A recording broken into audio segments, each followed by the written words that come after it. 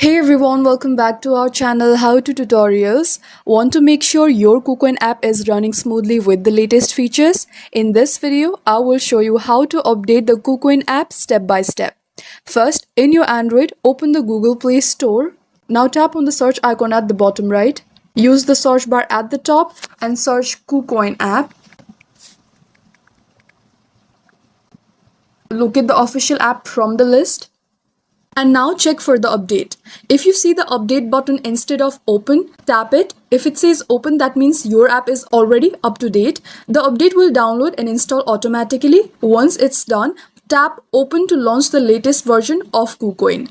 That's it. That's how you successfully update the KuCoin app. Now you can enjoy the newest features and security updates. If this video helped you, please give it a thumbs up, hit subscribe and let me know in the comments if you have any queries. Thank you for watching and I will see you in the next one.